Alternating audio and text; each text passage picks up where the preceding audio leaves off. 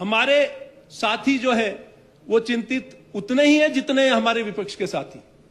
इसी वजह से पहल हमने करी, हमारे साथियों ने करी, हमारे साथी सदस्यों ने करी। नियम 130 के तहत उन्होंने आपसे, आपके माध्यम से इस पर चर्चा लाने का आग्रह किया था। यह अलग बात है कि जनता के समक्ष जो ये अपनी एक ऐसी छवि देना चाहते हैं कि इनको लगा कि हम, जनता ये जानती है क्योंकि इनकी जो आपदा प्रबंधन में क्या भागीदारी रही है 2023 से, प्रदेश की जनता जानती है। ये अपनी जिम्मेवारी के निर्वाह से भाग रहे हैं, आज भी भाग रहे हैं। और इसी दृष्टिकोण से इन्होंने नियम 67 के तहत जो ये आपदा पर चर्चा जो लाई, प्रस्ताव पेश किया, ये आपका बड़प्पन है माननीय अध्यक्ष महोदय कि आपने इसको स्वीकार किया। और हमारे जो, क्योंकि अधिकार हमारा बनता था। यह अलग बात है, हाउस चलाने के लिए कई बार फैसले लेने पड़ते हैं, लेकिन मैं ये कहना चाहूंगा कि आप अभी भी अपना जो मानसिकता को बदलें और इस तरह की जो ये आरोप प्रत्यारोप की जो राजनीति है, इसको खास तौर पे इस तरह की घटनाओं में जो है आप इसको शामिल ना करें। ये मैं अपने विपक्ष के साथियों से कहना चाहूंगा।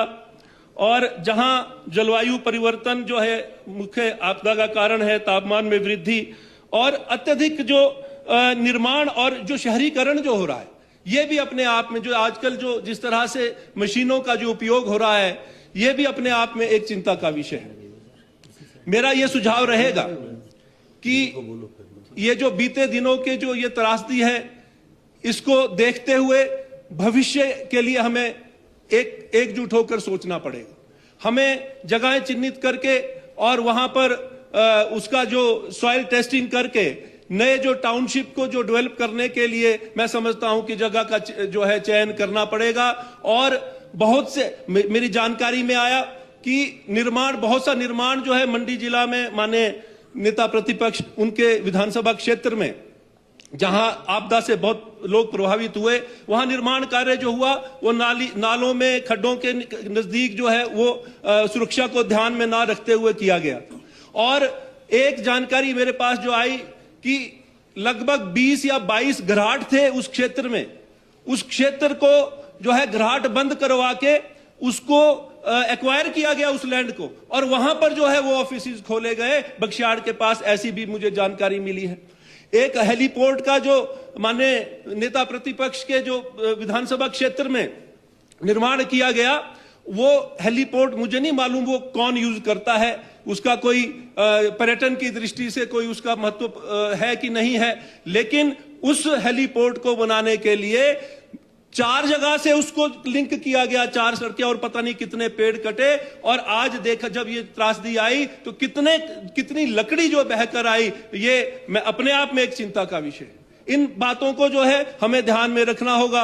और जो हमारी जो ये जो आपदा है, अभी दीपराज जी भी कह रहे थे, दीपराज ने भी टीका टिप्पणी करी कि इन्होंने जो है इनके साथ भेदभाव किया। मैं ये पूछना चाहता हूं हमारे जो विपक्ष के साथी हैं कि जो रिलीफ मैनुअल में जो बदलाव लाकर जो राशि बढ़ाई गई, क्या वो सिर्फ कांग्रेस पार्टी के जो एमएलए हैं उन्हीं को उसका फायदा मिल रहा है, या सिर्फ जो कांग्रेस परिवार हैं क्या उन्हीं को उसका फायदा मिल रहा है जो प्रभावित हुए हैं? ये पूरे हिमाचल प्रदेश पर लागू हुआ है, ये पूरे हिमाचल प्रदेश पर लागू हुआ है, और ये हिमाचल प्रदेश का हर व्यक्ति इससे लाभान्वित होगा। ये इस दृष्टिकोण से माननीय मुख्यमंत्री काम कर रहे हैं। इसलिए मैं ये कहना चाहूंगा कि ये जो आपदा का समय से हम जूझ रहे हैं, इसमें जो है हम एकजुट होकर इससे कैसे निपटना है और भविष्य में इन घटनाओं को रोकने के लिए किस तरह के कदम हमें उठाने हैं। यह अलग बात है कि आज मौसम का पता लग जाता है, पूर्वानुमान हो जाता है कि कल बारिश होगी कि नहीं होगी, लेकिन भूकंप का भी पूरा जो है सटीक अनुमान नहीं होता है, बादल फटने का तो अनुमान बिल्कुल भी नहीं होता है। हमें इस पर शोध करने को बढ़ावा देना होगा। इस तरह जो है आपके अगर कोई सुझाव, जो सकारात्मक सुझाव हैं, आप सरकार को दीजिए। और अपने समय में तो आप 5 वर्ष में नहीं कर पाए, लेकिन आप, हमारी कमिटमेंट है, we are committed to the people of Himachal Pradesh, और हम जरूर जो है उसको जो प्रैक्टिकल शेप देने का हम प्रयास करेंगे। ये मैं कहना चाहता था।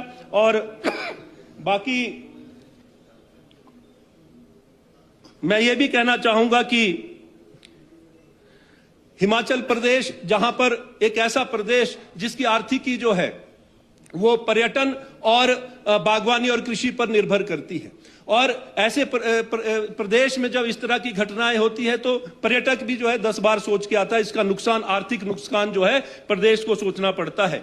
और जो ये भी मैं कहना चाहूंगा माननीय दीपराज जी और हमारे जो नेता प्रतिपक्ष हैं आदरणीय जयराम ठाकुर जी, मैं आपसे यह आग्रह करना चाहूंगा कि 2023 में भी जो जिनको विस्थापित करना था उनको सरकार ने भूमि देने का वायदा किया था कि भूमि हम देंगे, लेकिन आज क्योंकि सरकारी भूमि, फॉरेस्ट भूमि होने की वजह से जो फॉरेस्ट कंजर्वेशन एक्ट जो हिमाचल प्रदेश में लागू है उसको जो उसकी वजह से आज हम उनको विस्थापित करने में असमर्थ रहे हैं। तो अगर सरकार असमर्थ रही है तो आप भी उसमें हिस्सा हैं, आपकी भी उसमें भागीदारी है। इन्हीं शब्दों के साथ मैं धन्यवाद करता हूं कि आपने मुझे समय दिया।